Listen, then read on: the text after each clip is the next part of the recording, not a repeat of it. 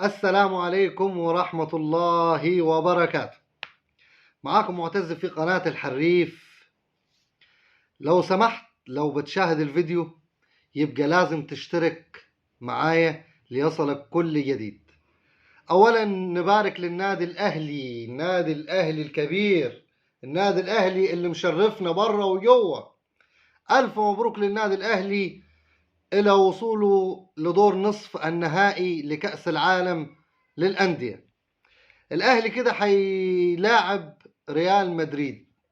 دمار كده، الاهلي وصل للعالميه بجد.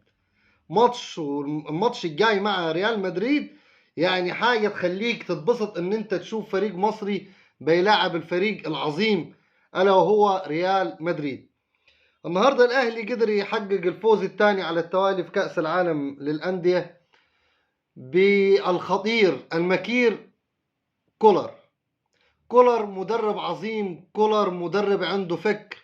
كولر ابتدى التشكيل الاول يعني شويه حب يلخبط شويه، بس قدر يرجع للشوط الثاني ويغير في التشكيل شويه ويخلي الاهلي يوصل الى دور نصف النهائي.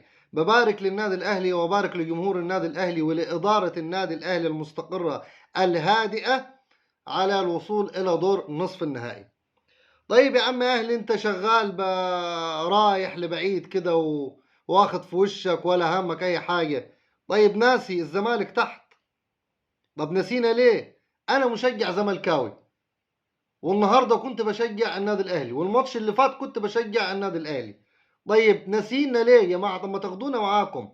سايبيننا لمرتضى منصور والاتحاد الكورة الهزء. حرام عليكم، يعني انتوا شغالين تفوزوا وهتلعبوا ريال مدريد والكاميرات كلها متسلط عليكم، واحنا سايبين القيد اتقفل، القيد اتفتح. يا شغل المسخرة ده. طب وبعدين مش هنخلص احنا؟ مش هنخلص من الكلام ده؟ حرام عليكم، خدونا معاكم. طيب اي حاجة مثلا، يعني انتوا صعدتوا بالصدفة، رحتوا كاس العالم الأندية بالصدفة، بس لعبتوا أداء مشرف، ما قلناش حاجة. طب احنا واخدين الدوري مرتين، خدونا معاكم. خدونا معاكم. سايبيننا ليه المرتضى منصور والاتحاد الكورة؟ سايبيننا ليه في مصر تاني؟ خدونا معاكم. اللي بيطلع بره ربنا بيكرمه. خدونا معاكم يا رجاله، والله تعبانين. احنا جمهور نادي الزمالك تعبان. جمهور نادي الزمالك فستك. جمهور نادي الزمالك حالته النفسية صفر. كل يوم يطلعوا في القنوات: اصله القيد اتقفل، القيد اتفتح، اصله السيستم، اصله البستم، يعني حوارات ما يعلم بيها غير ربنا. ستظل الكرة المصرية في انحطاط. ستظل الكرة المصرية في انحطاط، ومش هتقوم لنا قومة تاني غير لما المنظومة كلها تتغير. تتفق او تختلف معي، لكن الحقيقة محدش يقدر يستخبى منها. اتحاد كورة فاشل، اتحاد كورة مجامل، اتحاد كورة هزء بكل الأعضاء اللي فيه بما فيهم حازم إمام. بس هتقول لي أنت ليه بتشتم في اتحاد الكورة وسايب مرتضى منصور؟ رئيس نادي فاشل، رئيس نادي شتام، رئيس نادي لعان، هو اللي دخل نادي الزمالك في الصراعات دي كلها دي. عشان بس أبقى محايد زي ما أنا وعدتكم من زمان إن أنا هبقى محايد. رئيس نادي الزمالك بياخد النادي وبيدخل بيه في نفق مظلم، نفق انا مش شايفه ان هو هيطلع منه تاني لو استمر بهذا الاسلوب القبيح اللي بيدار بيه نادي الزمالك. نادي الزمالك اكبر منك، نادي الزمالك اكبر من اي حد، نادي الزمالك اكبر من اي رئيس نادي، سواء انت او غيرك او غيرك او غيرك. سيظل نادي الزمالك الكيان العظيم والفريق الكبير بجمهوره. خلي بالك، بجمهوره، مش بيك، مش بيك. طالع شغال بتشتم في كمال درويش، كمال درويش اللي جاب عدد بطولات بعدد شعر راسك بتشتم فيه. كمال درويش اللي كل الادارات كانت تحترمه وكل الناس كانت تحبه، رايح كالعادة اي حد يلمع نجمه لازم تطفيه، لازم تطلع عليه شتايم، لازم تخلص عليه. حازم امام حازم امام في اتحاد الكوره موقف مغزي من حازم امام. خلاص بقى احنا قلنا هنقول اللي لينا واللي علينا. حازم امام الموقف اللي واخده ده من اتحاد الكوره وان هو ماشي معاهم ضد نادي الزمالك ده موقف غريب وانا مش مستوعب. وليكن ان انت معاك مشكله مع مرتضى منصور، ايه دخل نادي الزمالك في الموضوع؟ هي بقت المسائل الشخصيه تتحل مع النوادي بالطريقه دي؟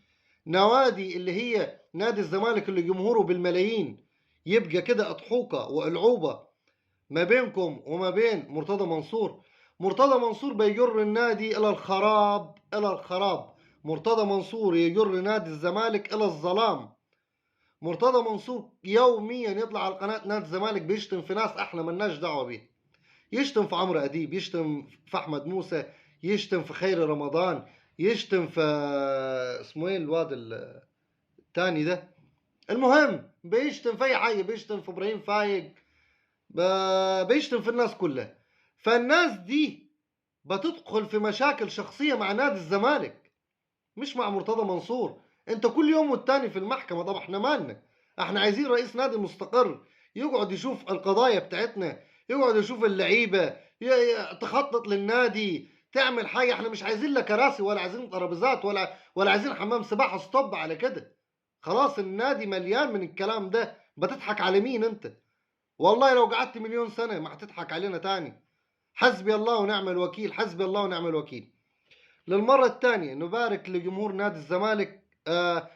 إن شاء الله بإذن الله، بإذن الله نبارك لجمهور النادي الأهلي إلى صعوده إلى دور نصف النهائي لكأس العالم للأندية.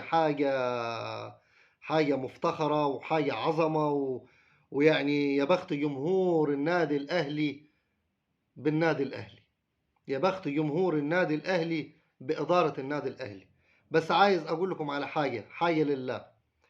عمر ما الإعلام حيتدار بالطريقة دي. عمر ما الإعلام حيبقى محايد لطرف واحد اللي هو النادي الأهلي. ما ينفعش كده. احنا عايزين نبقى زي المغرب، عايزين نوصل كأس العالم وعايزين ننافس وعايزين نرجع لمنصات التتويج تاني، عايزين ناخد أفريقيا زي الأول.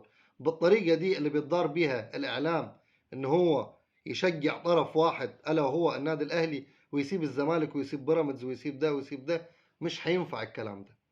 أنا بقولها لكم بما يرضي الله. أنا بقولها لكم بما يرضي الله. الطريقة اللي بيندار بيها الكرة المصرية ما تستنوش من الكرة المصرية حاجة. احنا وجعنا ومحدش سمع علينا. السلام عليكم.